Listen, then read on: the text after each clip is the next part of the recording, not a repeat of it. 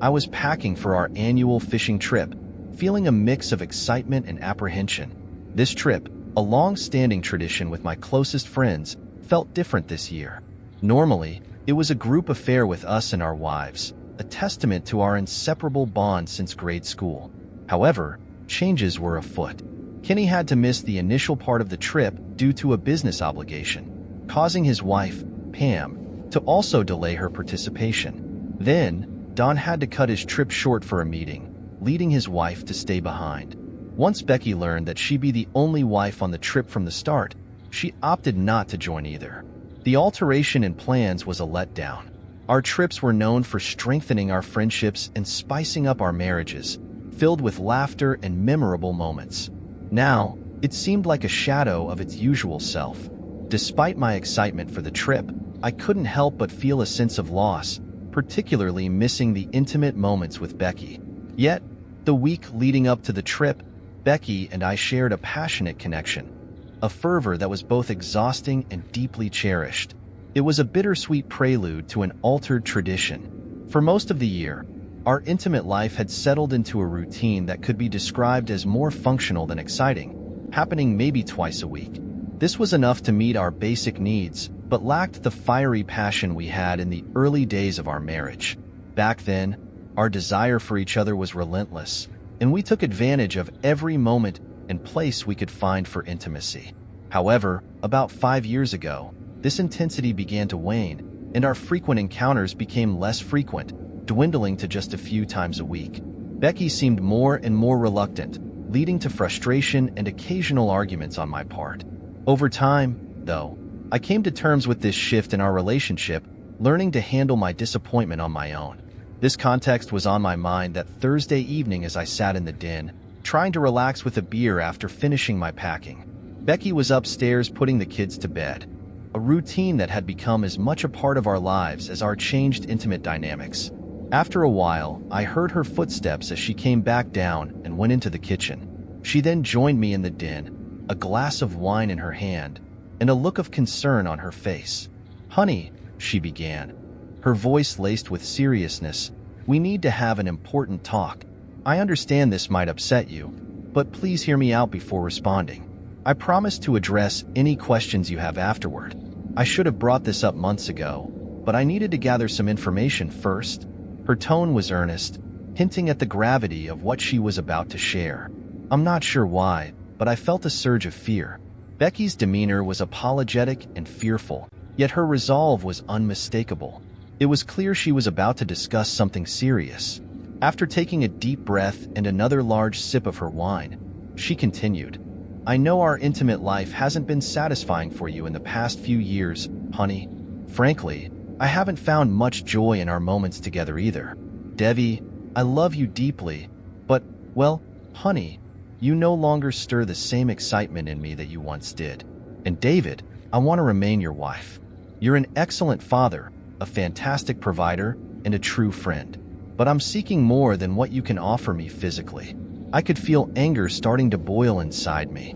What was she implying? I thought she had grown distant, but what was the significance of the past week? I was certain I had made a significant impact. Just as I was about to interject, Becky raised her hand. "David, you promised to let me finish speaking before you responded." I bit down hard, forcing myself to lean back into my chair, trying to temper my rising frustration as she went on. "David, there's someone I've known for a while who captivates me in a way I cannot ignore. It's not just about sex. No, it's about making love in a way that I feel we can't anymore. I didn't want to go behind your back. I will still be here for you, but I need to be honest about my needs. Being with him makes me feel alive, reminiscent of how we felt at the beginning of our marriage. It's something I can't seem to get enough of." I jumped from my chair and began screaming at her. "You cheating witch! How could you?" Becky stood and jumped in front of me. She pushed me back and I fell into my chair. She stood over me and continued, "Shut up. I told you that you wouldn't like what I had to say, but you promised to listen to me before you said anything. Now shut up and listen." I found myself rooted to the spot, stunned, as Becky loomed over me, her gaze fierce with a determination I had never seen before. She went on, her words like a cold, unwelcome breeze. I've spoken with Don about the divorce laws here, and you need to understand the reality. Divorcing me won't be in your favor. You'd end up losing significantly. I'd be entitled to a large portion of your income for alimony and child support. The courts would likely grant me custody of the kids in the house to ensure their stability. Half of our savings in your retirement fund would also be mine. You'd be left with barely enough to live on, let alone maintain the lifestyle you're accustomed to. It would mean our children growing up in a broken home, dealing with all the associated difficulties. For your sake and for the kids, you need to come to terms with my decision. Despite everything, I still hold love and respect for you. Our life won't change much on the surface. I'm not cutting you off entirely. It's just that I'll be absent now and then, maybe even taking trips with him for the time we need together. As her words sank in, a mix of disbelief and anger welled up inside me. Watching Becky return to her seat, a silence fell over the room, heavy and tense. After a moment, I managed to find my voice, a mix of hurt and outrage barely contained. I can't believe this. How could you do this? After everything to come to me with such a betrayal.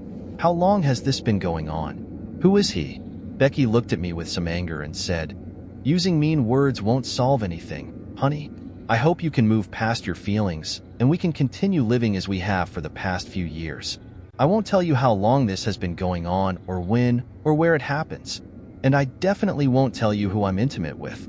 It's none of your business, and if I catch you snooping around, I'll have to take actions you won't like. I've been seeing someone else and I'm done hiding it. I need to be honest because the sneaking around is too much. I want to be upfront about when I go out so you can take care of the kids, but I won't tell you who he is to avoid trouble. If you try to do something bad to him or me, it won't end well, especially for our kids who need you. Just know, if you try to hurt us, there will be consequences." Once again, I sat there shocked at how calmly Becky laid out her information. She seemed so sure, so prepared. It was clear she had been planning this moment for a while. Despite my thoughts and comments, she had an answer for everything. I said, "I should probably call the guys and let them know I won't be going on this trip. We need to sort some things out, and I have a lot on my plate." I reached for my phone, but Becky grabbed my hand. Becky looked me straight in the eyes and said, "No. You're going on this trip. The kids will stay with your parents as we arranged. I don't plan on being alone for the next 2 weeks, and I don't want you around to cause any trouble or try to find out who I'll be with. You need this time away to process everything. I've made sure you'll actually go on this trip, and you won't like the consequences if you don't. You'll regret it if you change your plans now. My friends and I have everything covered. We have sources in town and almost everywhere you might go. If you try anything to find out about my lover or disrupt our lives, I'll find out, and you'll face serious consequences. You have to accept that my plan is solid, and it's what's best for me. If you cooperate, I'll make sure you don't have a miserable life. You'll continue living much like you have been." Becky went over to the desk and took out a thick envelope from her drawer of papers. She came back to me and handed it over. "Here, so you'll believe me. We made a written report of all your actions for the past month. Read it, and you'll see we have it all down. We're aware of everything you do, and if you try to interfere with our plans will know, and I won't go easy on you. Now I'm heading to bed. If you want some action tonight, come up. You'll see not much has to change unless you start causing trouble." I sat there in shock. Who was this woman? And what happened to my wife? I thought I knew her. But now I discover she's conniving and unfaithful. I watched her go upstairs, her hips swaying seductively. She knew she looked amazing and she was using it tonight. But for once, it didn't faze me at all. Finally, I opened the envelope and started reading. I was shocked. The report on me was incredibly detailed, capturing things I'd forgotten until I read them. It seemed like someone had been monitoring my every move, noting even minor incidents like spilling something on my shirt. It documented my glances at other women, something natural for anyone. The thoroughness of the report made me wonder if someone wealthy or connected was behind it, given its detail and scope. The report contained private details, including conversations I thought were private. This made me question if I was being bugged. As I considered my next steps, particularly how to leave my cheating wife without losing out in a divorce, I realized I needed advice. My lifelong friends, who shared a complicated history with me and Becky, seemed like the go-to. But then, a dreadful thought struck me. What if Becky was involved with one of them? Seeking their counsel could backfire if the traitor was among them, sabotaging my plans before they even started. Just as I was deep in thought, Becky called out from the top of the stairs, provocatively suggesting I join her in bed, rather than mulling over things alone. She then returned to our bedroom, leaving me to consider my next move in this complex situation. I never did go to bed. I spent the night on the couch in the den. Becky woke me up when she started making breakfast. She was mad and made sure I knew it. Get your sorry butt up, Dave. You need to clean up and get ready for work before the kids notice you didn't sleep in your own room last night. When you come back in 2 weeks, I expect you to act normal. If you mess things up in the family, I've already warned you about the consequences. I'm willing to meet your needs sometimes, but I expect you to do your part too. Just so you know, if you find another woman, I'm filing for divorce. I could feel the rage building up inside me. I yelled, "What's going on? You can mess around and think it's fine, but I can't do the same? Not that I want to, but why is it okay for you and not for me?" Becky smirked and said, "Come on, Dave. We both know you're satisfied with what you're getting from me now. If you go out looking for someone else, it's just to get back at me. I only seek outside the marriage because you're not meeting my needs as a husband. If you could give me what I need, I wouldn't have to look elsewhere, and I expect the same from you." I stammered. I was so mad I could barely talk, but I finally managed to respond. "I can't believe this. You never once talked to me about needing more or wanting to try something different in bed. You never asked me to do anything we don't normally do. How was I supposed to know you wanted something else if you never told me? I always made sure you were satisfied. Most of the time, you had multiple orgasms before we were done. How could I know something was missing when you acted like everything was fine and I was happy?" Becky stood there, then said, "Well, if you're asking now, you're really clueless, huh? It's not just about quantity, dear. It's about quality. You never learned how to please me, and I realized you never would. So, I started getting what I needed elsewhere. Now, get dressed. I'm tired of hearing you complain." I went upstairs and went through my usual morning routine. We had a quiet breakfast, and when our son Sean asked what was wrong, I started to explain, but Becky interrupted, saying, "Your father's just dealing with a little issue. He'll be fine after his vacation." She shot me a glare before focusing on her breakfast.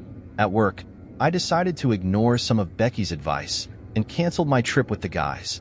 We were supposed to leave straight from work and meet at our favorite Denny's to drive together. I had a spacious F-150 truck, so we'd load our gear into it. Roger would ride with me, and Don would take his car, since he had to return on Wednesday.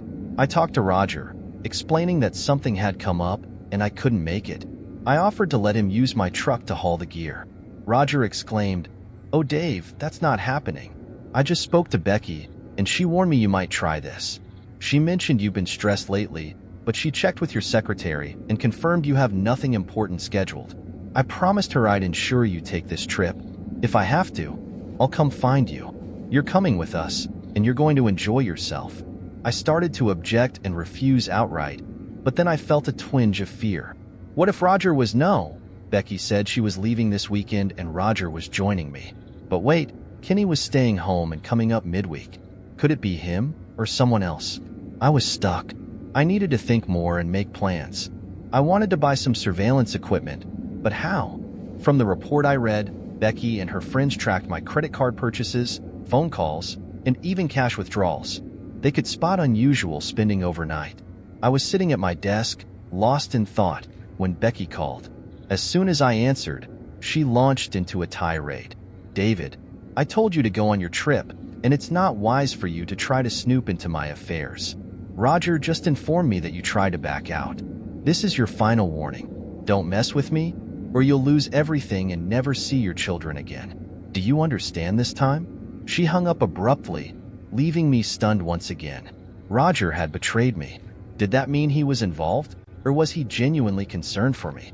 Come to think of it, my old friends didn't seem as close as they used to be. It felt like they were now Becky's friends, and I was just tagging along. Could it be? Nah, not all of them. Anyway, I decided to go on the trip and met the guys at Denny's. While they were joking around, I sat gloomily.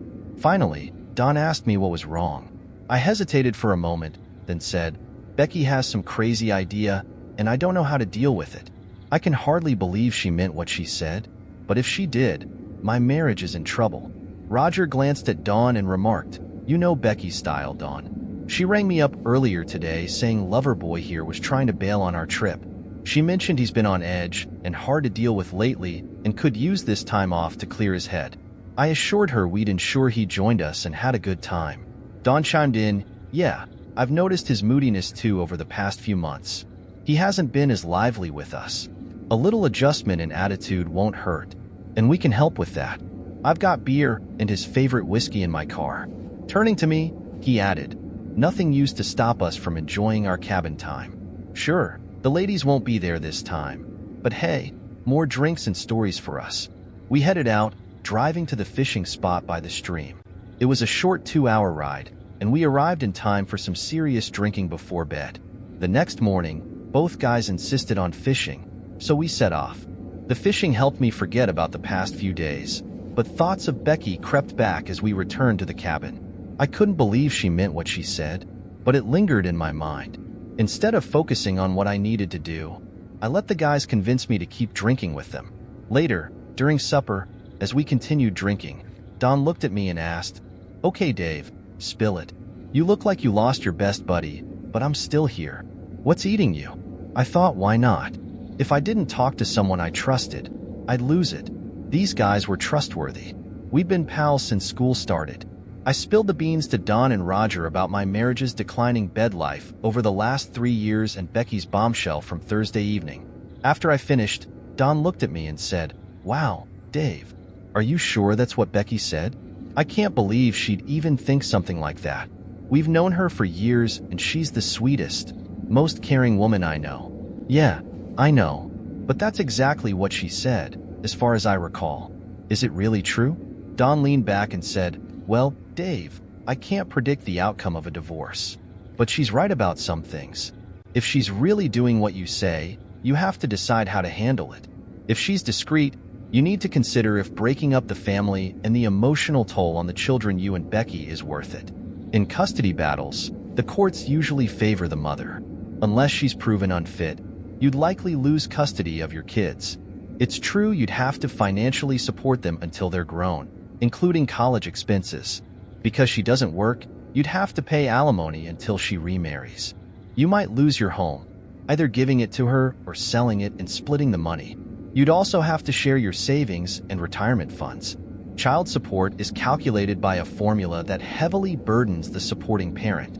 Expect to lose a big chunk of your income for child support. You'd also need to provide health care for the kids."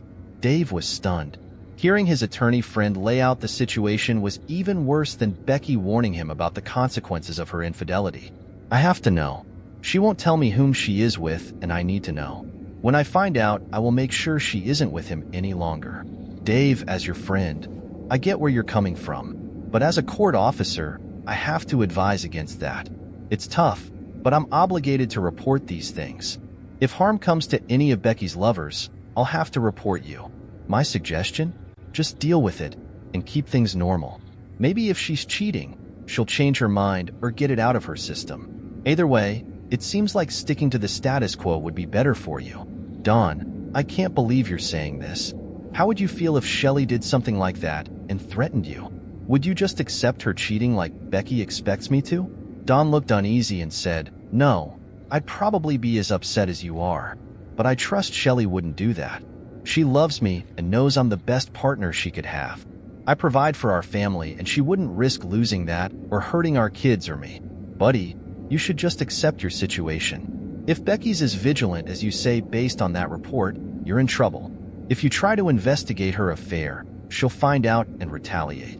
Heck, she might even know about this conversation if she's monitoring you closely. Did she know where we were going? Shoot, I didn't even think about that. Darn it. Now I have more to worry about." Dave was confused by Roger's constant smile and Dawn's oddly happy expression during their conversation. He couldn't believe his friends were so relaxed about Becky treating him badly. Finally, he sighed. "Well, forget it. Let's just have some more drinks." The next morning, Dave woke up before his friends. Feeling the need for solitude, He grabbed his fishing gear and headed upstream to his favorite spot. Just as he was about to start fishing, his cell phone rang. He always kept it with him, although reception was spotty in some areas due to weak signals. He was surprised to get reception here. Seeing it was Becky calling, he chose not to answer. After Becky left a message, he listened to it. He was shocked to hear her say, "Well, honey, my sources say you got some good advice from Don last night. I hope you're going to follow it. I love you, and you're too good of a provider and father to lose. But if you do something foolish, I can manage the kids without you. Now have fun." Dave stared at the phone in disbelief. Landline. So how did she find out about his conversation with the guys? Oh no, his gear must be bugged, and someone must be nearby to pick up the transmission. He needed to search for it later. Dave didn't notice Roger and Don standing at the edge of the trees while he listened to the message. They grinned, gave each other a thumbs up, then vanished back into the woods, heading towards the cabin. Roger glanced at Don and asked, "Do you think that'll do it? Or should we keep the pressure on for a bit?" "I reckon we should keep those detailed reports going for a month or two, and we gotta keep urging him to just accept it," Don replied. "We've got a good thing happening now. If we can persuade him to let Becky keep fooling around and spend some full nights and weekends with us, we'll be way ahead. Imagine how much better it'll be to have longer sessions with her without any time constraints. She's so hooked on what we give her in bed that she'll do anything we say just to have more. If we play it smart, he can clue in our wives about the issue, and we can tell them we're out at night helping him figure out what's going on. That'll be solid cover." Dave fished until nearly noon, but his mind wasn't on it. He spent most of his time pondering his marriage, trying to figure out how to uncover Becky's affair, end it, and get back at her. However, he knew he couldn't do anything until he found out who, when, where, and why, if possible. On a cozy Friday evening, as the anticipation of their friend's arrival grew, Becky and the man beside her shared a warm, intimate moment. After spending the day preparing for a weekend at the cabin, they finally had some time to themselves. Becky, feeling playful and affectionate, approached him with a twinkle in her eye. She handed him a drink and sat close, their conversation flowing easily. The atmosphere was charged with excitement for the weekend ahead. They shared laughs, reminisced about past adventures, and eagerly discussed plans for the days to come. As they sat together, the connection between them deepened. Becky, feeling bold, leaned in for a tender kiss, which he warmly reciprocated. Their affectionate exchange soon turned into a gentle caress. As they continued to express their fondness for each other, Becky, feeling the warmth of the moment, whispered sweet nothings into his ear.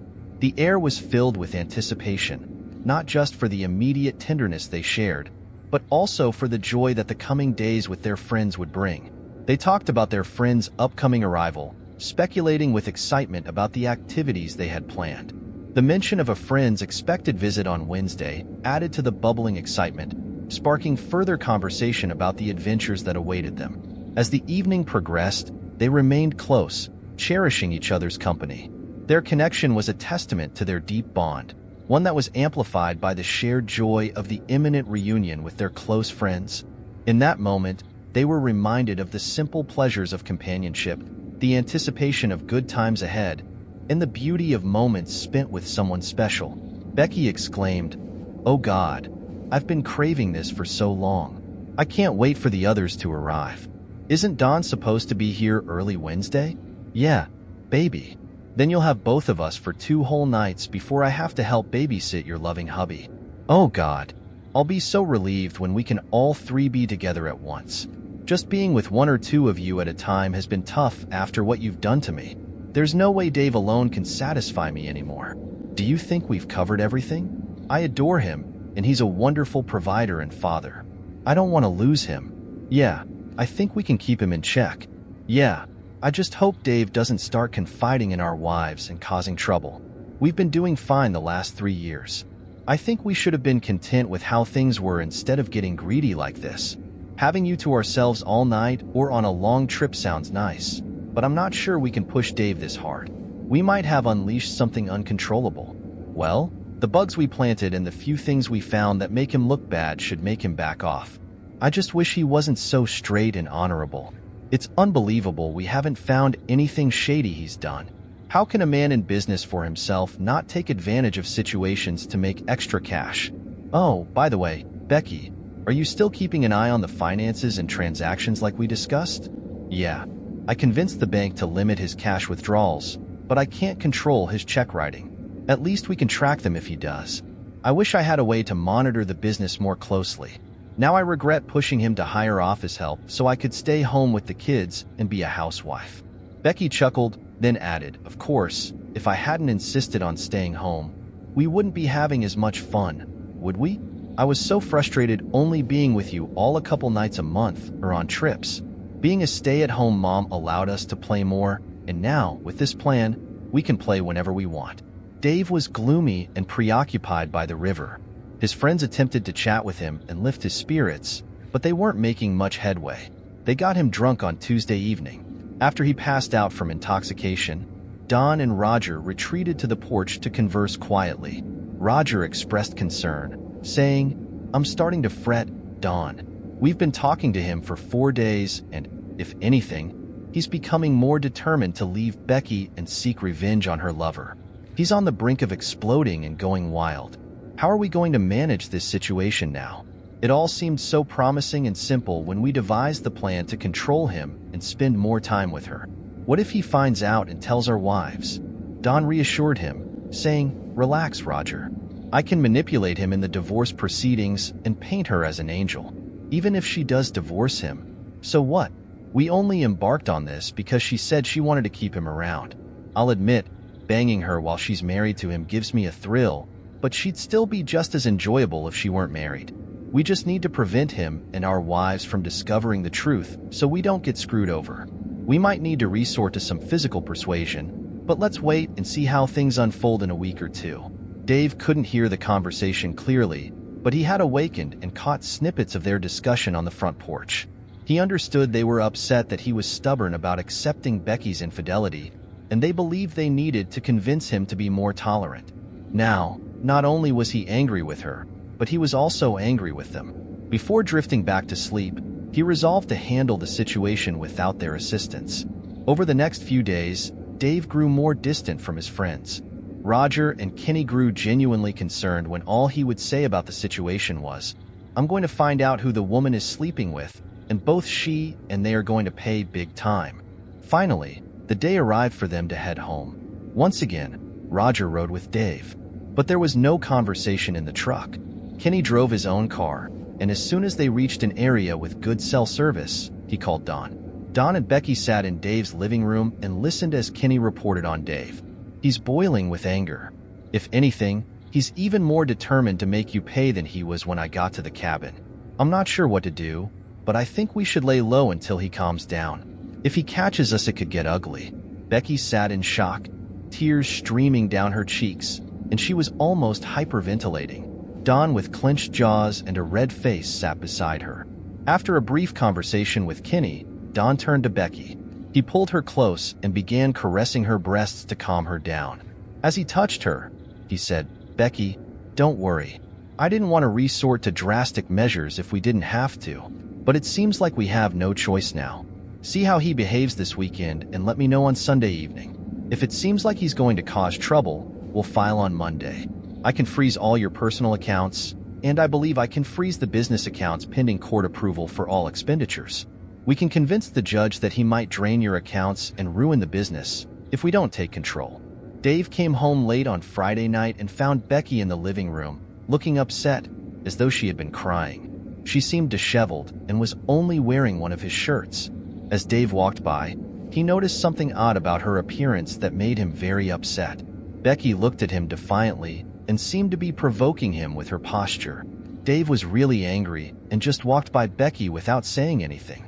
Becky tried to follow him into their bedroom and even attempted to join him in the shower, but Dave firmly told her to leave, expressing his disappointment and anger about the situation. He told her that he had hoped they could resolve their issues, but now he felt there was no chance for that. Dave warned Becky that even though she had hurt him, he would find a way to respond to her actions and those of the person or people she was involved with. After getting himself together, Dave quickly packed his things into his truck, going back and forth from the house. While packing, he overheard Becky on the phone. One of the last things he tried to do before leaving was to transfer money from their joint bank accounts, but he discovered he was locked out because the password had been changed. This made him even more angry. Turning around, he saw Becky watching him, which only added to his frustration. Becky appeared remorseful as she spoke. "I hoped you'd come to your senses and we wouldn't reach this point. You realize you're making a grave mistake, right? I love you more than any man I've ever known. I don't want to lose you. If you persist, you'll risk losing the business and everything we've built. Just so you're aware, I've hired Don as my lawyer. I just spoke with him and informed him of your behavior. He'll be in touch." Dave was stunned. He knew Don was also her friend, but geez, he'd been Dave's attorney since he started practicing law. He couldn't believe Don would betray him like this. Dave left his home and drove straight to his office in Warehouse Complex. He planned to stay in his office and conference room for a while. On the way in, he stopped at the gate and spoke to the guard. "I'm having some trouble with my wife.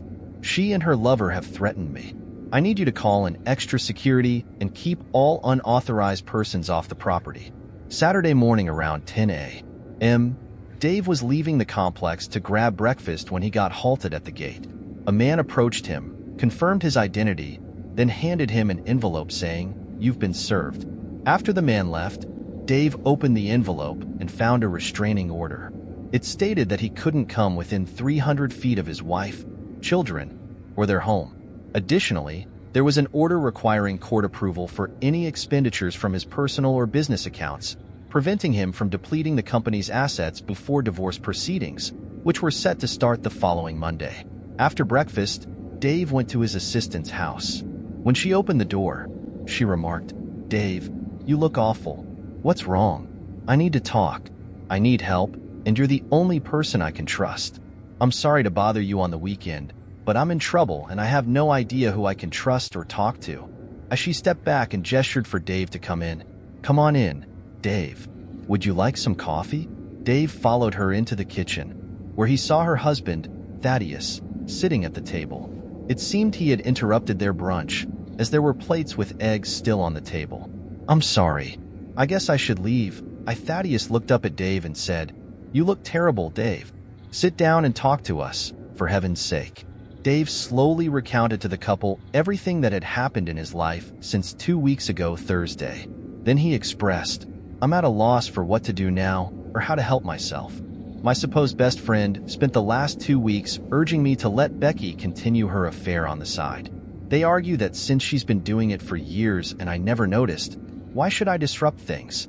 And now, Don, my former best friend, is collaborating with Becky as her attorney, entangling me in legal complications. I can't even spend money without court approval, and I can't get that until at least Monday. My best friend has taken Becky's case, so I'm cut off there. I'm not even sure I have enough money to eat. All my credit cards were declined when I tried to pay for breakfast." Gertrude leaned back and said, "Dave, I can't believe Becky would do this to you." She turned to her husband and asked, "Thad, can't we offer him some financial assistance?" Her husband nodded in agreement. Dave sat at the table feeling angry, helpless, and determined to seek retribution like never before. Thad pondered for a moment before stating, "If what you say is true, you need some serious help. I just hope there isn't a bug hidden in your clothes somewhere." His eyes narrowed, and he added, "Come with me, Dave." They headed downstairs into the walkout basement. Stopping at the bottom of the stairs, Thad instructed, "Dave, undress right now and give me your clothes. There's a shower over there, and I'll bring you some of my clothes to wear. I'll take yours to the front door. After you've cleaned up, we'll talk. I doubt there's a bug in our house, but they might have followed you here and planted a listening device outside." Dave changed into some old sweatpants belonging to Thad, and then all three of them retreated into a cement storm shelter beneath the stairway. He felt foolish as he began to speak, but Thad and Gertrude stopped him. They spent the next hour communicating through written notes, planning out their course of action. After covering all possible scenarios, Thad left to contact individuals whom he believed could assist Dave. They agreed that Dave would have minimal interaction with these people, and Thad and Gertrude would lend him the necessary funds to start the investigation. While it was assumed that Becky would halt her activities, they planned to monitor her and Dave's 3 friends for a while. On Sunday, Dave, Thad and Gertrude decided to catch up over lunch, enjoying each other's company and sharing laughs. At the same time, Becky hosted a meeting at her house with Dawn, Kinney, and Roger to discuss some pressing matters. After their meeting concluded, they all took a moment to relax and share their thoughts on the situation. Roger, looking concerned, broke the silence. "I'm feeling uneasy about all this," he admitted. "I'm not sure if it was a good idea to meet today. What if Dave finds out we were here? Maybe we should keep a low profile until we figure things out. We had a stable situation for over 3 years, and pushing the boundaries now seems risky.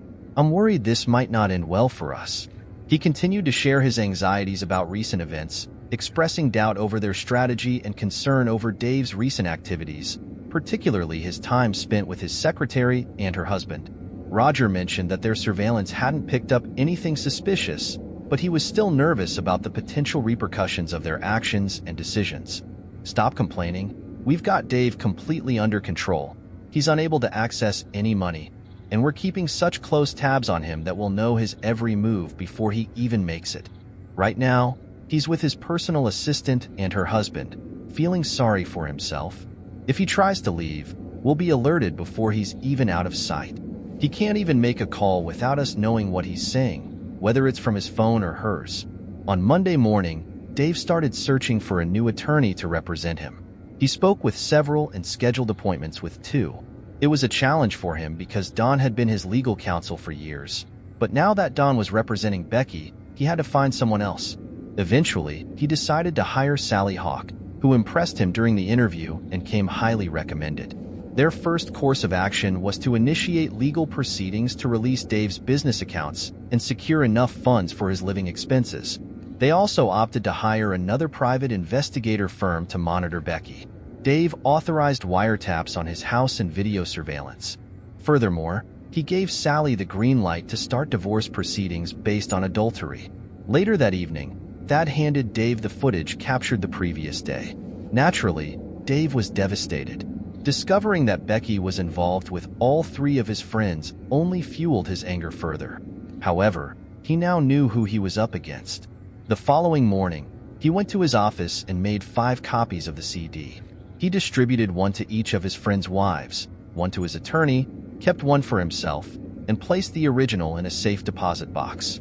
Additionally, he uploaded the video to various amateur XXX sites on the internet, using the participants' real names. He set up the site as pay-per-view, with the funds directed from a PayPal account to a bank in the Cayman Islands. He smirked, realizing Dawn had given him a key to his office, allowing Dave to set up the site from there, implicating Dawn if the tracing led back. Dave also sent still images of Becky's actions to several of her friends and family members via email. He executed all of this, using the free computers at the college library to avoid suspicion. Although he briefly considered using Dawn's office, he dismissed the idea, knowing it would appear suspicious as Dawn wouldn't engage in such activities. Using the college computers was straightforward for Dave. He had done so multiple times before without getting caught. Despite the requirement of a student ID card and password for logging in, Dave often found machines left logged on, allowing him to use someone else's credentials. Moreover, the lack of CCTV security cameras at the local college meant he didn't need to worry about being captured on video in the vicinity. On Wednesday, Dave had a blast fielding phone calls from people who had watched the video. In the early afternoon, Becky called him in tears. She asked, "How could you do that? I thought you loved me. I told you it was just sex because you couldn't give me what I needed. How could you ruin my life like that?" Dave chuckled and replied, "Rebecca, I didn't ruin your life. You did. I'm just delivering the payback I promised if you went through with your plans. Frankly, now that I think about it, I'm pretty sure you've been cheating on me for a while. There were plenty of times when one of the guys would make sure I was out and I'd come home late. A lot of things that didn't add up then make sense now. By the time I'm done with you, and those jerks, you'll regret ever doing this." Later that afternoon, Becky's sister called. She said, "You poor fool. Looks like you finally figured out about your oh-so-perfect wife. I assume you're the one who sent this video. Well, now it seems she and I can share the boys. I didn't know she was with them until I got this." Dave shuddered as she hung up, her maniacal laughter echoing in his mind all night. Dawn also called, and as soon as Dave answered, he started yelling. Dave played along upon realizing it was Dawn. He kept Dawn on the line for almost 15 minutes. Dawn made threats of both physical and legal harm, saying, "You jerk. By the time I'm through with you, you'll wish you never crossed me. I'll have your wife whenever I want, and we'll have most of your money too. If you had just done what I told her, you'd still have a family, money, and a life. After I'm done with you, I'll have the guys rough you up. I've been with that girl since high school, and I'll continue to be long after you're gone, you jerk. Enjoy living in the dumps, because that's where you'll be when I'm through. I'll file every lawsuit I can find and bleed you dry just to defend against them." Later calls from Becky's parents were distressing. Her mother was in tears as she asked, "Dave, how could you do this to Becky? I understand she hurt you deeply, but spreading pictures of her everywhere was too vengeful. Couldn't you have resolved this in a more civilized way?" By the time Dave decided to head home for the evening, he felt content with his actions so far. He was confident that the computerized answering system his company had installed would prove its worth, especially from the recordings it made that day alone. Initially, he had concerns about how his then attorney and friend, Dawn, advised him to set up the system with the telecom provider. When a call came in, the computer would answer and give a warning before recording began. The warning stated, "Thank you for calling Central U.S. Inventory, Logistics, and Security Company. All phone calls are recorded for later use. If you do not want your call recorded, please hang up now. If you wish to speak to someone, please press 0 to be connected to an operator."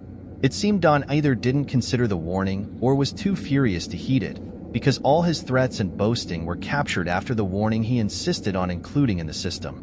Dave saw this as poetic justice. Unfortunately, all the individuals involved in Becky's circle stopped associating with her once the legal cases were initiated.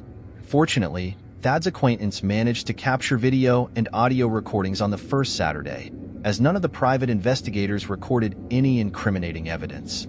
While some suspicious phone calls were obtained, they were mostly ambiguous and of little use. One of Sally's initial actions was to report Don to the State Bar Association. His law license was promptly suspended, and he was permanently disbarred due to his unethical conduct and threats, even before the divorce and legal proceedings concluded. Dave's divorce was finalized, with Becky receiving a small portion, around 25%, of the marital assets. Dave retained ownership of his company. Furthermore, Dave was granted custody of the children, primarily due to a subtle detail initially overlooked. During the photo session when Thad's acquaintance captured images of Becky and the others, they inadvertently photographed another individual. This picture not only captured the scene of the event, but also showed a child peeking into the house from the backyard through the patio door. When the judge saw this evidence, full custody of the children was awarded to Dave. Dave's legal actions against Don proved highly successful. He was awarded $1.3 million in damages for breaching attorney-client privilege, and for Don's misconduct in representing Becky while still acting as Dave's attorney. Don faced censure for his inappropriate relationship with Becky and various ethical violations, leading to fines payable to the state. As Dave pursued legal recourse against Don's financial situation deteriorated significantly, nearing bankruptcy.